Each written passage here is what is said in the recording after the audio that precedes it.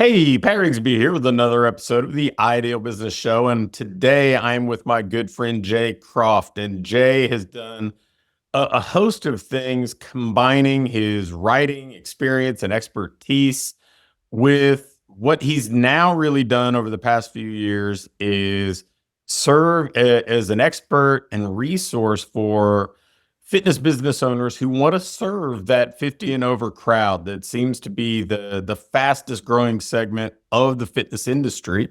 And we're going to talk about that, some expertise you can take for yourself to help your business, and Jay's new book, Selling Longevity. So, Jay, welcome. Pat, thank you. It's a pleasure to be here. Well, so I've known you for a while, and I knew that you had an extensive writing background. Do you want to kind of unpack that a little bit and tell the listeners, the viewers, a little bit more about it? Sure. Back in the prehistoric times before the internet, I was a newspaper journalist for about 20 years. I was a reporter and editor at daily newspapers across the country. And I covered hard news, crime, lawsuits, government, that kind of thing. And then I was an internet and features editor for a while. And then the last 10 years or so, we're here at the Atlanta Journal Constitution, and I still live in Atlanta, Georgia. And then the internet came along and smartphones came along and destroyed the newspaper industry. And so all of my friends and I had to scramble to find a new way to make a living. And I kind of stumbled into corporate communications, working for some giant multi-billion dollar international companies based here in Atlanta. A lot of good opportunity, a lot of smart people. Not for me. I didn't fit in. I didn't like it. I was a fish out of water. And so, right around the time I turned 50, I thought, I've got a lot more years of working left to do.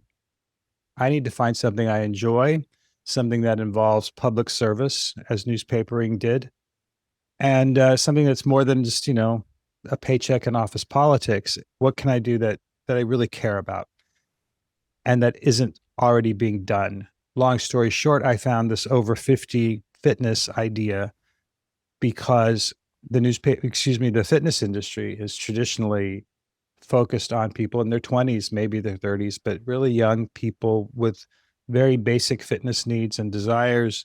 Boys want big muscles, girls want small waists, whatever. And they don't have a lot of money, they don't have a lot of loyalty yet.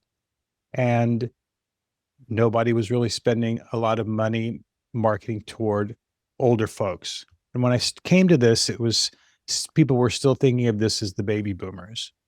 And even then, I was telling people it's not baby boomers. Baby boomers does not mean old people. Baby boomers means a very specific group of people who were born between this year and that year. I'm talking about people after 50, after women have probably gone through menopause, after men are starting to get a little thicker on the middle, after your career's in a different place. And either, you're retired or you can see retirement coming after your kids are older. Maybe they've left the house. Maybe you have grandchildren, whatever. Your whole life and your body is different at that point in life. So that's what I was talking about. Um, and I found this need that a lot of gyms out there want to grow their businesses by serving people in this demographic because it makes good sense. There are so many millions of people over 50 in this country, and we control, I think it's 70% of consumer spending. And why in the world would you ignore such a huge market, especially since every gym in town is going after that 25-year-old boy who wants big biceps? Nobody's going after me, and I've got money. So do the math, right? And I thought they need help communicating. I met some gym owners who said, please help me. I don't know how to do this. And so I created this business called Prime Fit Content, and I create a bunch of marketing material that I sell to gyms that they use in their newsletters and social media and blogs to distinguish themselves as being interested and capable of helping people who are a little older.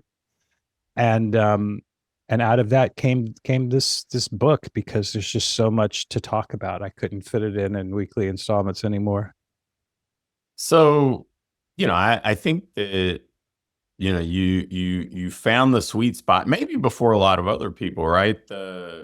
the biggest opportunities I see in fitness are definitely centered around the 50 and over crowd, the longevity focus, or at the other end of the spectrum, the sports performance Right. athlete stuff, because there's this acute need. There's a pretty strong deadline if somebody's going to graduate high school and want a scholarship or whatever else. But this, if I'm selling to to a consumer, I want to pick a consumer where there's opportunity, where there's where there probably is some longevity, where somebody probably also sees beyond simply aesthetics. Not that aesthetics aren't important, it's just they're not the only Right. people here.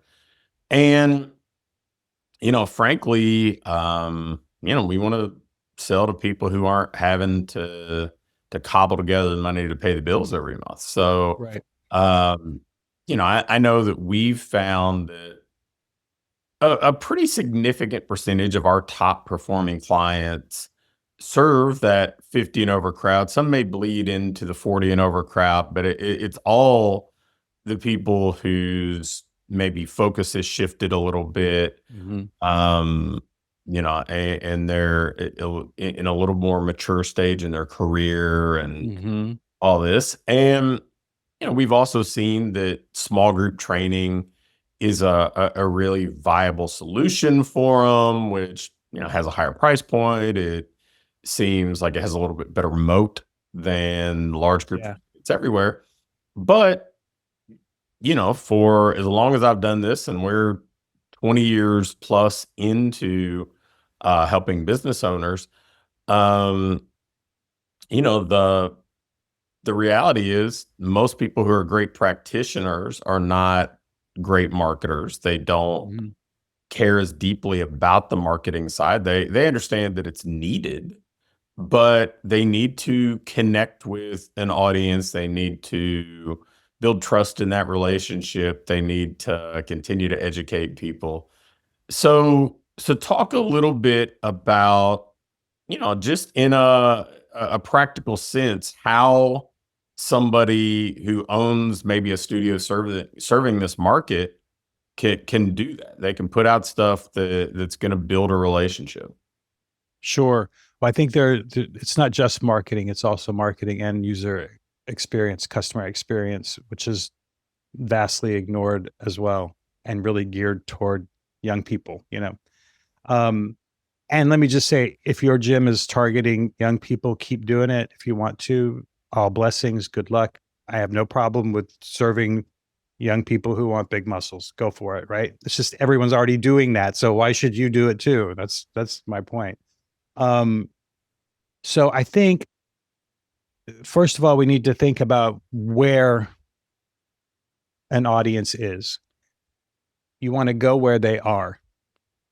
That movie, Field of Dreams, which is a great movie, but it and in the context of the movie, the famous line, "If you build it, they will come," works, right? But people quote it all the time in real life. It has nothing to do with business. If you build it, no one will know unless you go tell them. If you just sit around and wait for them to come find you, they will not find you, right?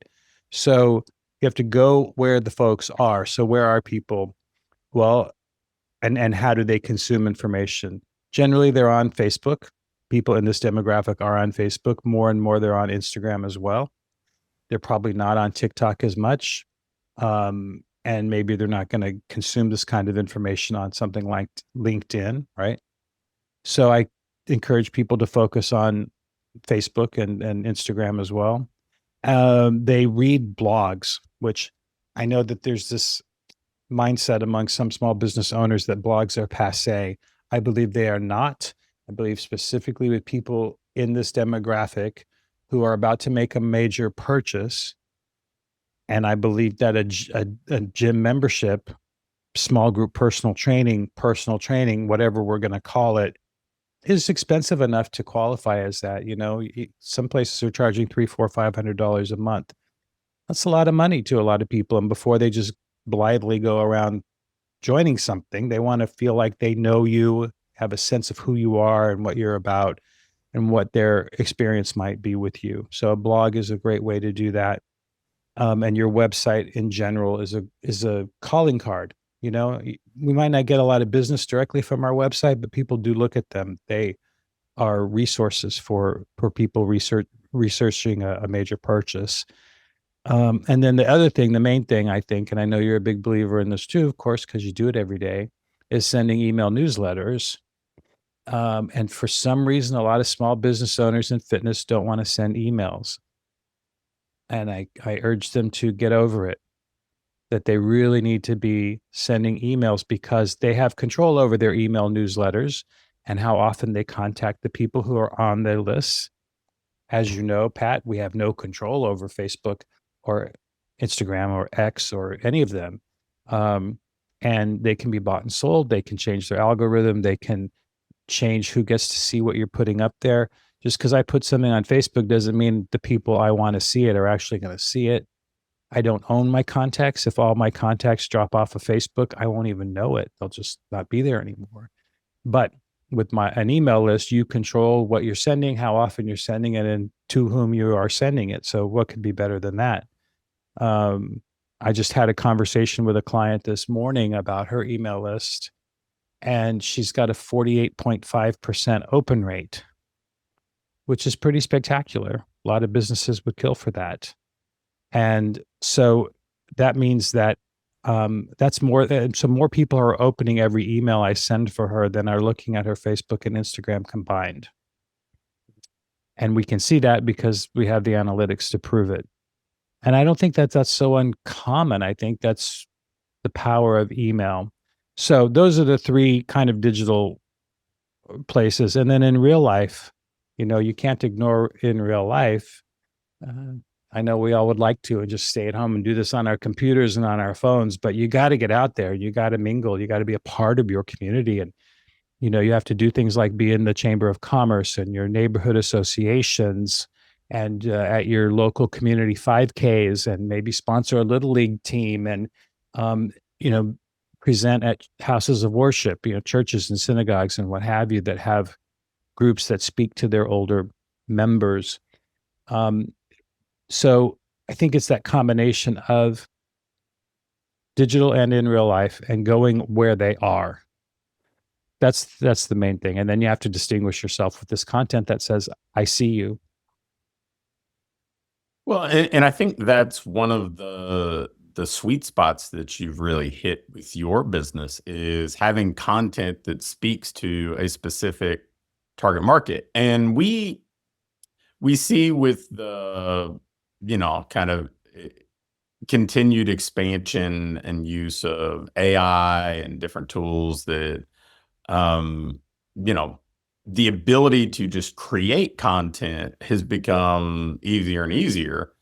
But with that, it means that there's more bad content in the market. Yeah. Really speak to anybody. In fact, I saw the other day that somebody had created their own kind of network of 3,000 podcasts, AI generated entirely. I'm like, it's just more noise. So, you have to be able to speak to the person that you want to speak to. You have to be able to build trust. You have to be able to not just get attention, but retain attention. Mm-hmm. So somebody can make an informed purchase. And I think that's, aside from the concepts that you just shared that I think are tried, true, durable, how to do this, when you do get in those conversations, whether they're online, offline, one-to-one, one-to-many, what do you say? And share a little bit about kind of concepts or topics that you talk about with this audience that do build that kind of trust. Right. Well, I think we have to understand that most people at this point in life, as you said, they might have some similar motivations to younger folks. Everybody wants to look better. Of course, there's nothing wrong with that. But we have to realize that when I was 25, I wanted to look hot in a tight t-shirt. Now, I don't mind if I look hot in a tight t-shirt today, but it's not what drives me to go to the gym, right? And that's a different approach. I think for men and women, um, the things that motivate people over 50 to either get in shape or stay in shape there are seven primarily that I identified immediately after starting to do this. It seemed like every story I encountered fell into one of these seven motivations. And they're things like your grandchildren, right? Because what's more heartbreaking than not being able to play with your grandchild? Right. So you want to be a healthy, active grandparent. This is increasingly important to people our age and older, more so according to polls than it was to perhaps our grandparents. Right. It's just we put more of a premium on that than previous generations did. And lifting children is hard work. Getting down on the floor and playing with them is exhausting. You could hurt yourself if you're not careful. All these things, right? So get in shape, enjoy the children. Um, Traveling, we work our whole lives so that we can retire someday and travel. And even if that's just as simple as flying down to Disney, well, getting through an airport these days is pretty demanding. Then you got to put that bag in the overhead compartment. Then you got to walk through Disneyland all day. You know, it's exhausting, let alone if you're someone who wants to travel more adventurously and maybe go on that hike across northern Spain or do something that requires great effort. A lot of people have this bucket list of climbing Mount Kilimanjaro. Well, you can do that, but it's hard. You better get ready for it. Other things you want to maintain your physical health. You want to avoid a lot of these chronic conditions that come with being older. You don't want to get type 2 diabetes. If you do, you want to reverse it. You want to keep your joints pain free. You want to alleviate the symptoms of diabetes. All these things of arthritis. All these physical health issues. Plus your mental health, lifting weights and other exercises good for our mood. It helps us sleep better. Does all these things that are really important when you get older and your back hurts and you can't sleep at night. Well, go a good workout will help you with that. So we need to be speaking to people in this demographic in ways that are relevant to them about topics that mean something to them. Because I'll tell you, Pat, I am 61. I think I'm a little bit older than you. You're just in your 50s, right? So, and I say that to say that I was a teenager in the 70s when fitness started to become a part of everyday life for the broader culture. That was with celebrities started jogging, and Jane Fonda did the videos and things like that in the late 70s, early 80s. And then we started to see Nautilus locations pop up in strip malls and things like this. So for anyone 40 and younger, they grew up knowing that ordinary people go to the gym and lift weights or do aerobics or do spin cycle or do whatever it is that they want to do. That was a new concept for people my age and older. My parents and their generation didn't have that. There wasn't a gym on every corner, or quote unquote ordinary people didn't go to the gym and lift weights. Nobody wanted big muscles. Certainly they had no understanding of the health implications of fitness long term and of strength later in life. So we have to educate people and show them why, yeah, you do need to come and lift weights. And I know you don't want to be a 25-year-old boy with big biceps. That's not what we're talking about. We're talking about all these other things that are relevant to your life, and we can help you with them. We can help you move better and feel better and look better. It's a message that I think a lot of people in fitness think, oh, everyone knows that. I'm here to tell you they do not. I promise you they do not. And every time you think I've said that enough, I should stop saying that, that's when you need to keep saying it over and over again. So I got a little far afield. I'm sorry. I can do that with all of this. That was good because most people in our industry aren't really aware of that. I mean, I kind of joke when the first decade I was in this industry, I'm like, you just don't know any retired personal trainers, right? It's a very immature field that a lot of people just don't have much experience with. And now the 40 and under crowd, it's very familiar to them because Mhm. it was just part of society growing up. But Right. there are plenty of things that it's like there's a generation that was very pre cell phone. I mean, I know I grew up. My undergrad degree had zero use of the internet to go Yeah.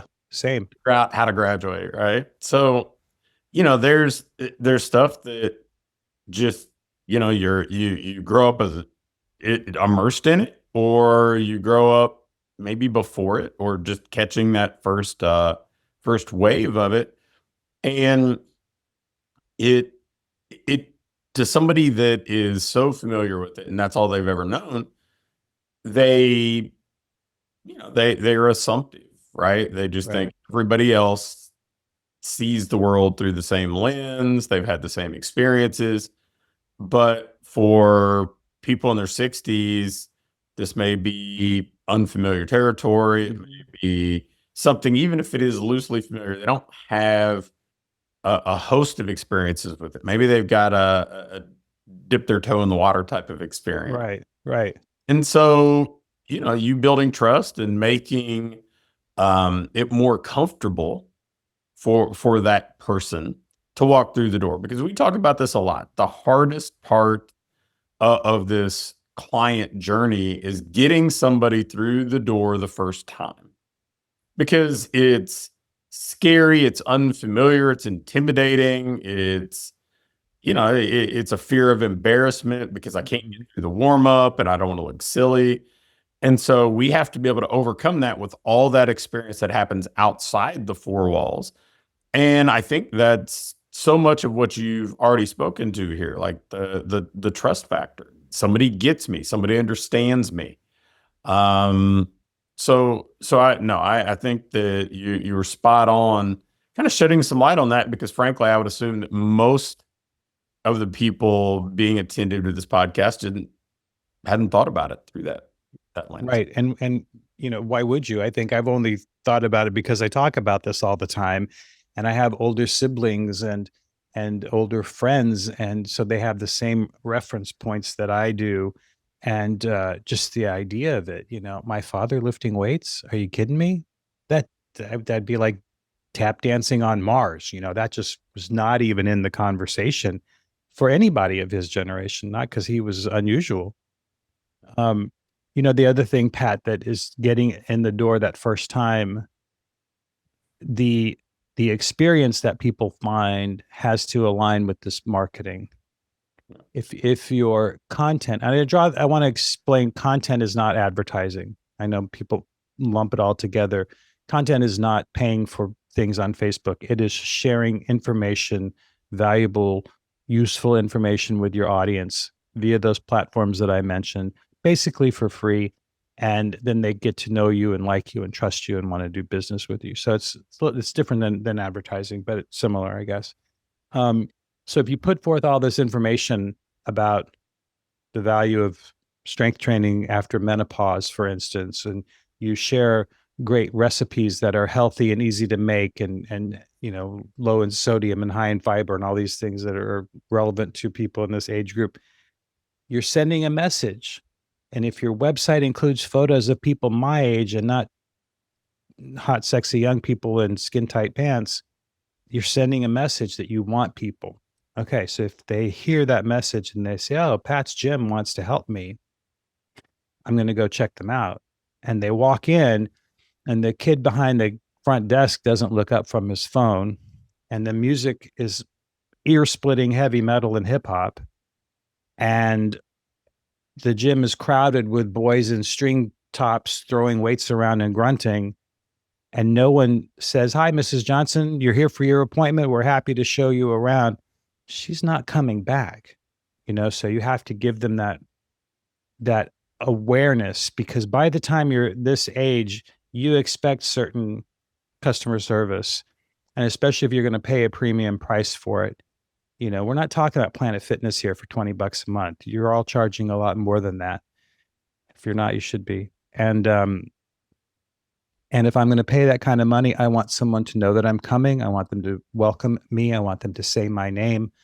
I want them to treat me with the respect that a customer deserves.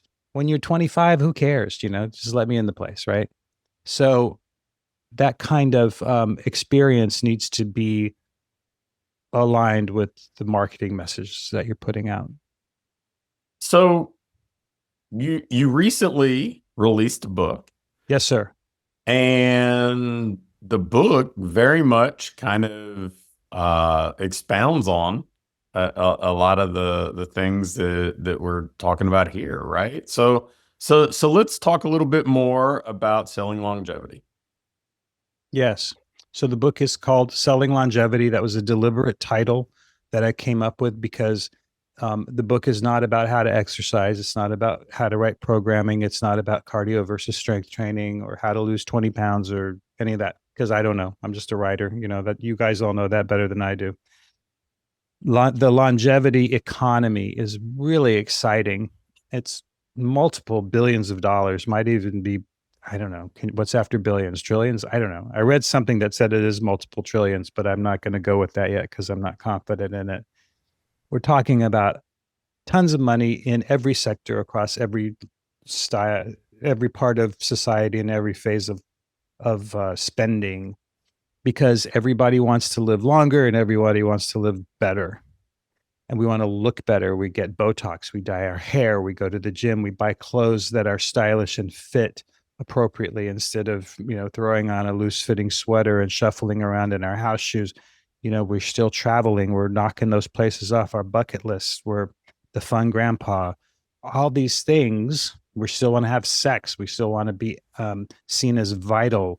If we're still working, we know that how we're perceived is largely tied to how we present. And if I look old and tired and beaten down, I'm not going to, be as successful at work as if I look vital and strong and healthy still. So this overall movement of longevity is bigger than going to the gym, but it includes going to the gym. So that's really what I'm doing, is that's what I'm selling, is longevity. And ultimately, I think it's what a lot of gym owners are selling. I don't think anybody says, hey, you know what? I want to spend a few $100s a month so I can go sit in a room and lift weights and look at other people lifting weights. I mean, maybe some people do. I don't know. I think instead people say, I want to travel. I want to play with my grandchildren. I want to get my blood pressure down and my waistline line down.